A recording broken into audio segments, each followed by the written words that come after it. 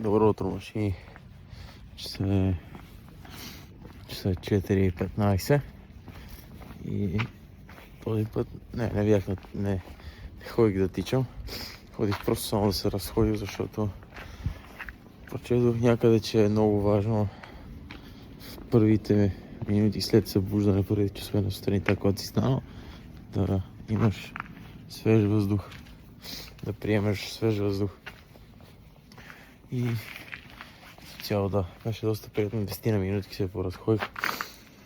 От 10 януари, 8:30 някъде, стадиона, много сваричък, слънчице, сняг, най-доброто. Няма какво повече да искам, аз си го поръчах това. Аз исках повече слънце, ама повече исках и сняг, така че ето ми ги. Значи, това днешното включване е с доста голяма важност. И то е най-вече важността е за мен, защото това, което ще кажа, е много важно и ако всичко друго е било важно, сега това е още по-важно. Значи, трябва да се научите, облечено под трябва да се науча аз, трябва да се научите да преценявате внимателно думите си и да ги мерите и да внимавате какво говорите, защото аз имам така един вкоренен остър език, с който до някаква степен се гордея поради простата причина, че той ми е извоювал доста неща, защото живота в живия живот не е особено лесно начинание и трябва да имаш характер и сила, за да можеш да преминаваш през него без да те мачкат. Съответно, аз съм смятала, че острия ми език, колкото и той понякога да е дори груб и нецензуриран, острия ми език съм смятала, че ми носи позитиви заради това, че допълнително затвърждава позицията ми, но трябва да знаете, че трябва да си мерите приказките и да подбирате внимателно думите си, защото те докосват и понякога е възможно да докоснат по грешен начин неправилните хора. Съответно, това е обратен ефект на желания и съответно това наранява. А пък аз лично съм изгубила доста хора от обкръжението си заради непремерен език и непремерени думи. И мисля, че това е един от уроците, които съм си научила, ама явно не съм го научила. Така че се опитвам да го предам, като се опитвам и на мене си да си го набия, че много трябва да внимаваш какво казваш, как го казваш, какви думи използваш и към кого се обръщаш, защото от думите най-боли. И после малко трудно се оправят нещата. И така, това е от мене за сега. Отивам да си дотичам, имам още 3 обиколчици. Ще се видим. Добър ден от 11 януари. Това е влог 008, мисля, че. най-доброто. Значи тук се включваме специално за вас, защото се срещнахме супер случайно поради следния казус. Значи, Тъй като двамата сме изпушили от сутринта от някаква работа или от някакви технически повреди на нашите устройства, сме решили да излезем да подишаме малко чист въздух. и да се презаредиме, защото това е доста добра идея, когато прегрееш и когато леко се изнервиш, защото доколкото разбрах и двамата сме се изнервили, искали сме да щупиме по нещо. Или когато се демотивираш или ядосаш, е доста добра идея да излезеш малко на въздух, да подишаш малко чист въздух, свеж въздух, да се инхалираш. На приятното слънчице. На приятното слънчице и на минус 3 градуса. Той е минус 5, но да. Добре, значи още по-студено. За да можеш с нови сили да продължиш задачите си, защото, както вече сме казвали няколко пъти, нещата не чакат. Без значение топло, студено, без значение хубаво, лошо. Без значение колко досадна задача ще правите след това. Да, трябва да се случват нещата, така че, между другото, на мен това, което ми се случи, когато излязох, знам, странни сме, няма проблем, не ни гледай.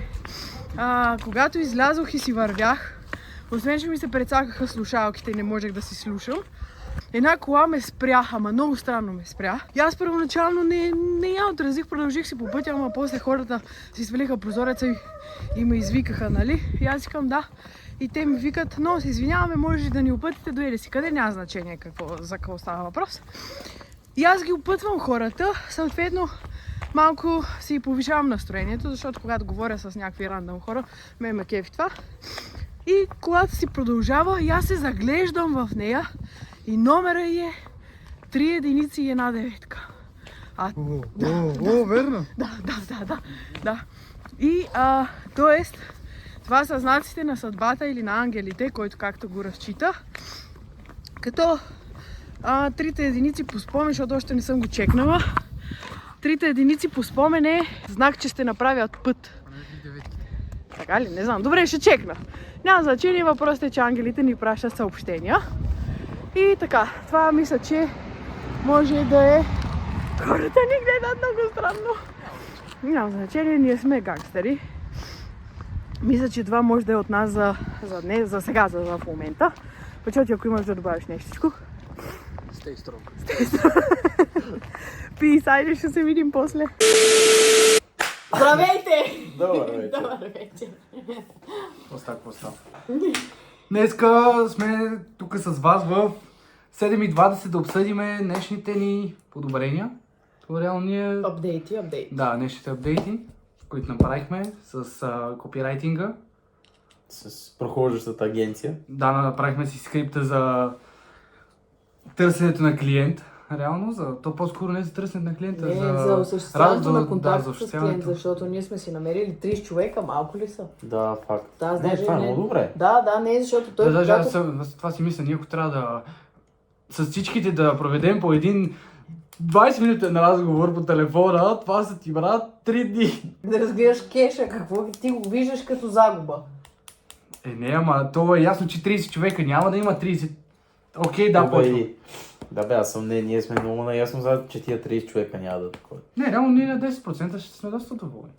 То толкова трябва да е. Даже да съм много. Те реално колко са 3 човека. Да. Което е pretty decent, бих казал.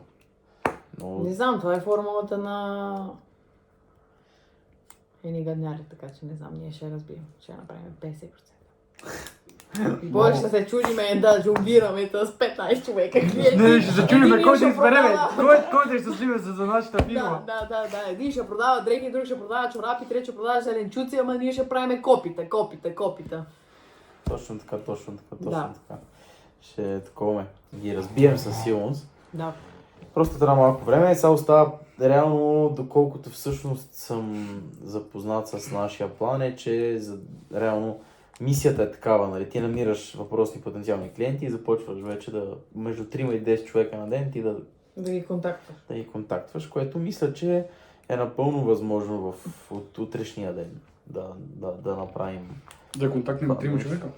Ами да, всъщност да, за да можем да задействаме тия 30 човека и ако трябва да ги задействаме горе-долу тия 30 човека, да ги разделим на 3 човека по 3 човека на ден, се равняват на 10 дена. Да, реално е окей.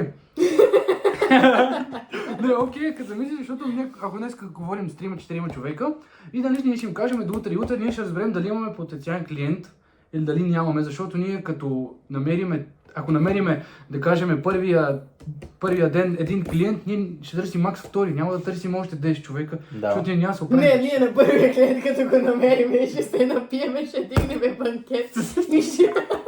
Да ще я слушайте, тя просто... Дявола говори в нея в момента. Да. Тя човека значи тя беше човека, който имаше рационално мислене, който никога, когато направим пари, никога не би дала първите пари за банкет. Кога? Аз точно това обратното казах, но преди нямаше да го направиш това. Преди ако ти кажех, дай тия пари да ги направим на банкет, ти щеш да обърнеш света за това, че не ти кажеш. Ти, мръсник! Да. А сега даже последния път спорехме, че тия пари от кутиите трябва да отидат да се почерпиме. Ние си изплюхме дрова там, измръзнахме. Те хората ме не знаят за това експеримент. Така ни вкучанясаха ръцете да държиме. Те хората не знаят за това, не сме споменали. Сники пики. Правихме коледна кампания за коледни кутийки. Да. За подаръци. Давахме B2... B2P. Business to B2B. person. Да. Лайв, на живо, на студа, на мегамазния студ. Да, избрахме много хубави дни такива. Пловдив и София. Топлички. Опитахме просто, искахме да зарадваме повече хора за Коледа. Не, просто да видим какво е. Тъй като май никой не го беше правил сега. Това беше интересно, честно казано, като експириенс. И така, по така същество. Да, така че мисля, че то съществото приключи и ще се чуем утре, ще се видим. Да ви апдейтнем как реално са минали първите 3 обаждания, за да можем да аджва вече да... Много се радвам, че първите 3 обаждания, не първото обаждане ще е от някой от вас. Окей, Peace. добре. Нашият бизнесмен. Между другото, това ще бъде, Бизнесман. това ще бъде много готин експириенс. Ами ви лека вечер. Той искаше да каже нещо. Да. Лека вечер!